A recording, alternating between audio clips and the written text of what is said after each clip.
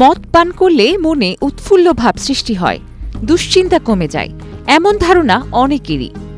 মদ পানকে সামাজিকভাবে নিরুৎসাহিত করলেও ব্যক্তিগতভাবে অনেক মানুষেরই প্রিয় পানীয়র তালিকার শীর্ষে রয়েছে মদ। তবে ব্র্যান্ডভেদে এই বিশেষ পানীয় রয়েছে নানা রকম ফের।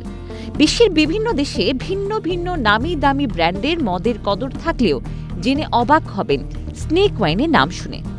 কিন্তু আপনি কি কখনো সাপের তৈরি ওয়াইন পান করেছেন? এর উত্তরটাও জানা, কারণ এটি না।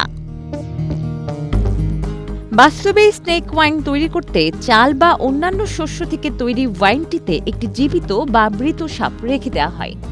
স্নেক ওয়াইন প্রস্তুত করা হয় চীনে। প্রথম চীনের কোনো এক রাজবংশ থেকে প্রস্তুত করা হয়েছিল এই স্নেক ওয়াইন। এরপর থেকে জনপ্রিয়তার তুঙ্গে এই পানীয়।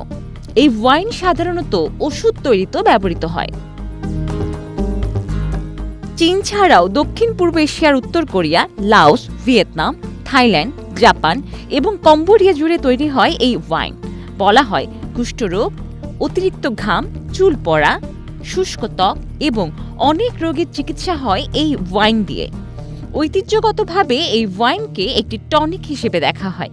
তাছাড়াও এই দেশগুলির সাধারণ খাবারের দোকানেও এই মদ কিনতে পাওয়া যায়। এই প্রক্রিয়াজাত বেশ অবাক করার মতো। বোতলে একটি জীবিত বা মৃত সাপ রেখে এতে চাল, গম এবং অন্যান্য শস্যের সঙ্গে অ্যালকোহল যোগ করতে হয়। এরপর এটিকে কয়েক মাস পর্যন্ত গাজন প্রক্রিয়ায় রাখা হয়। এর সঙ্গে যোগ করা হয় ফর্মালডিহাইডও। ভিয়েতনামি ভাষায় সাপকে উষ্ণতা এবং পুরুষত্বের প্রতীক হিসেবে গণ্য করা হয়। সেই কারণে স্নেক ওয়াইন ভিয়েতনামে বেশ জনপ্রিয়। গবেষণা বলছে স্নেক ওয়াইনে ব্যথানাশকারী বৈশিষ্ট্য রয়েছে। এখন প্রশ্ন হলো এটি পান করা নিরাপদ কিনা। উত্তর হ্যাঁ।